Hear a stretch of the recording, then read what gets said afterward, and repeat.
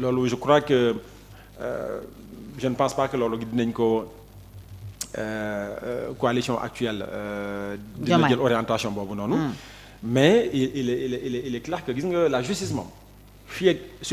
supprimer wuñu le ministère de la justice man loolu dama ko yàgg gëm. supprimer le ministère de la tant justice que supprimer wuloo le ministère de la justice nga jël benn autorité bu indépendante tuddee ko haute autorité de la justice d'ailleurs sax ci kii bi campagne bi gis naa ñenn ñi nga xamante ne ñi ko doon récupérer à leur compte ce qui veut dire que c'est une idée boo xamante ne qui fait son bout de chemin et qui a du sens fii ak supprimer wu le ministère de la justice nga remplacer ko par une haute autorité de la justice indépendante qui n'est pas liée à l'exécutif qui n'est pas liée à l'exécutif doo mën a régler la question de la justice parce que xam nga Fatou xam nga en définitive xam nga lan moom solo gis nga justice wu réew moo xam magistrat bi indépendant na wala indépendant wul xam nga lan moom solo mooy perception bi mooy naka la justiciable di gisee sa justice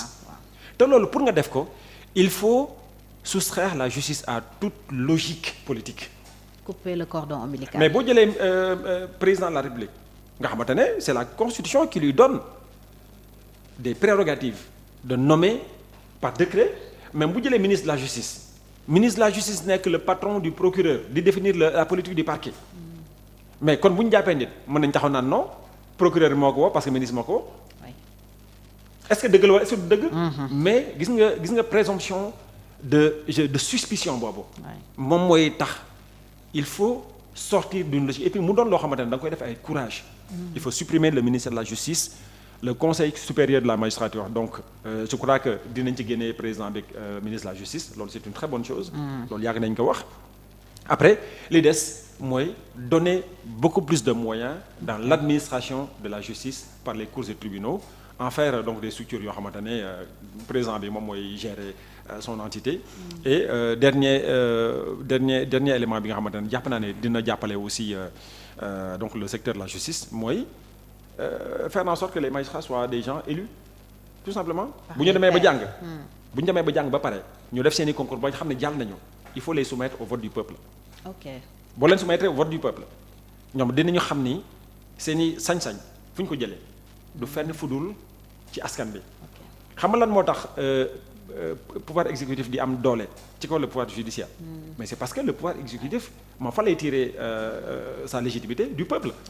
alors le pouvoir judiciaire fa lay tirer légitimité ci nomination donc en réalité la constitution bi nga xam ne dafa consacrer sur le principe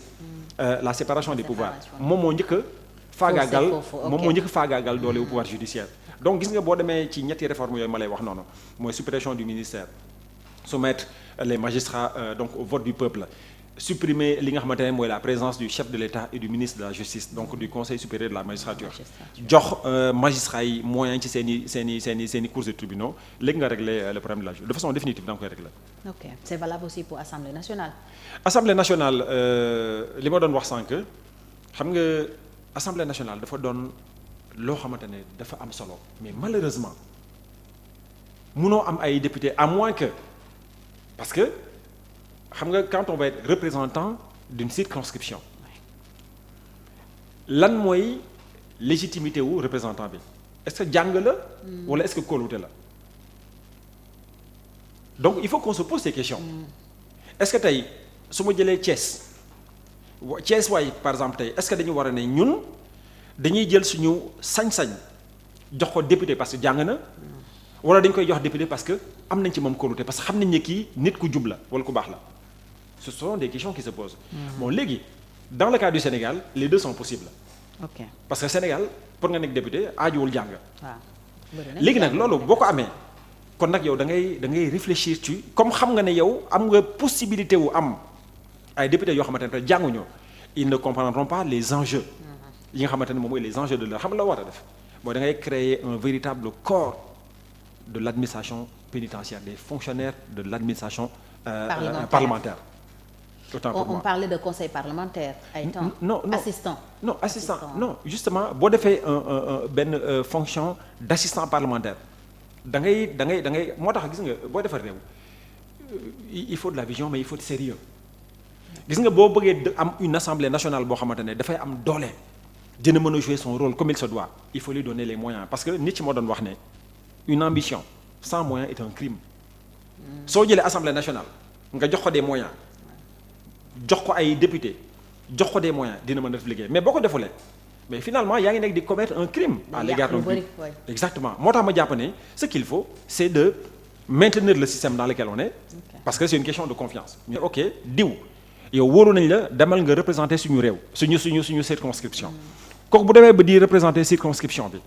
ñu indil ko par exemple benn sujet boo xam ne sur l'agriculture xam nga députés yi ils n'ont pas la science infuse et pourtant ils doivent connaître presque toutes les matières tous les projets de loi yi nga xam ne ñoo war a ñëw ci seen commission yi dañ ko war a saytoo mais comme ils n'ont pas la science infuse ce qu'il faut c'est d'avoir une véritable je dirais assistance sur le plan parlementaire faire en sorte que par exemple tous les étudiants qui sortent xam ne am nañu ay doctorat wala am nañu ay maîtrise wala ay master en droit et cetera wala en économie dans tous les domaines ñu jël ci faire en sorte que chaque député il aurait la possibilité d'avoir au moins 2 à 3 assistants parlementaires. soo defee loolu. question bu nekk mu am. exactement léegi nag député bu jotee benn sujet boo xamante ne qui touche par exemple à l'agriculture wala l'économie wala lu mënti ne te moom amul les codes pour déchiffrer ko assistant parlementaire moom mooy def liggéey boobu nag. moom mooy éclairer sa lanterne. moom de sorte que dina xam ni fi mu bëgg jëm nii lii moom war a doon la voie à suivre bu ñu defee loolu. Ça permettra de donner à l'Assemblée nationale les moyens donc en fait de ses ambitions mais également les moyens du pouvoir bi nga xamante ne la Constitution le consacre et donc là aussi c'est une piste de réforme très importante vers laquelle il faut aller am na naam quelques assistants parlementaires au niveau de l'Assemblée nationale mais on est très loin du compte et puis boo defee loolu aussi ça permet aussi de créer de l'emploi par rapport ak la jeunesse ñi nga xamante ne ñooy génn ci université yi et puis voilà donc je crois que c'est vers ça qu'il faut aller et puis gis nga Fatou gis nga institution par essence ça demande des moyens la démocratie ça demande des moyens donc il faut que l'État mette les moyens donc bu ñu bëggee am ay institutions yu baax am un système judiciaire qui fonctionne un système législatif qui fonctionne avec parce que fii nag malheureusement il y a que l'exécutif qui a les moyens mais la justice et donc le législatif en général duñu leen jox ay moyens yu bari boo xoolee au sein de l'espace UEMOA boo xoolee la justice elle a moins de 2% du budget de l'État 2%. Et pourtant justice moom war a doon le socle à partir duquel di nga mën a rayonner et faire rayonner donc le Sénégal donc je crois qu'il faut revoir tous ces éléments et donc réforme yi nga xamante ne réew mi soxla na ko il faut qu'on les inscrive dans cette optique. ok suñu xoolee réewu Afrique yu bëri dafa mel ni problème yooyu la ñu am et pourtant ñi nga xam ne souvent dañuy nekk dans l'opposition di wut nguur bu ñu ñëwee dañuy diggee réforme yu bëri parce que lu fi président Diomaye diggee fekk na président Macky Sall diggee na ko fekk na ñeneen ak ñeneen on attendait une rupture ci président Abdoulaye Wade ak yooyu mais dafa mel ni peut-être du problème mu moyen mais problème mu volonté ay calcul politique mooy tax parfois duñu am courage yegg ci réforme yi parce que même le président bi ñuy wax dafa war a génn ci conseil supérieur de la magistrature c'est pas la première fois ñu koy dig le président ne doit plus être chef de parti yooyu yëpp déggoon nañ ko fi mais après bu ñu yeggsee duñu ko def alors naka la ñu war a doxale peut-être ba Afrique yegg ci réforme yu importante yooyu il faut du courage xam nga gis nga booy tout dépend du soubassement gis nga yow boo def politique su nekkee sa objectif mooy ñu falaat la wala bu nekkee sa objectif mooy que gars yi askan bi di la gis naan non waa ji jàmbaar la wala affaire mel noonu yow da ngay nekk sur des mesures symboliques da ngay nekk ci ay mesures yoo xamante ne mooy yi askan bi li tax nga dugg ci xolam sans pour autant que cela génère de l'impact. D'accord, on fait semblant. Exactement mais bu nekk da nga am yow bu nekkee yow li tax yow nga engagé wu ci politique moom mooy la résolution des problèmes. ok mu neex askan bi wala mu naqar askan bi yow doo xool loolu yow li nga xool mooy lan mooy intérêt askan bi nga def ko. xam nga lu mel ni ay conseil supérieur de la magistrature ça revient ci li ma la doon wax rek soo ko bëggee régler xam nga tey boo régler la suppression du ministère la question de savoir est-ce que da ngay toog ci CSE wala loolu ci toog elle ne se pose plus. Ouais. question boobu ça ne se pose plus parce que donc yow régler nga problème bi à la racine. léegi nag je crois que il y a énormément de volonté. Okay. Donc de la part du président Diomaye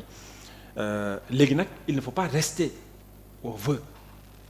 les vœux ne doivent pas être des vœux pieux. xam nga ce qu'il faut maintenant c'est de poser des actes.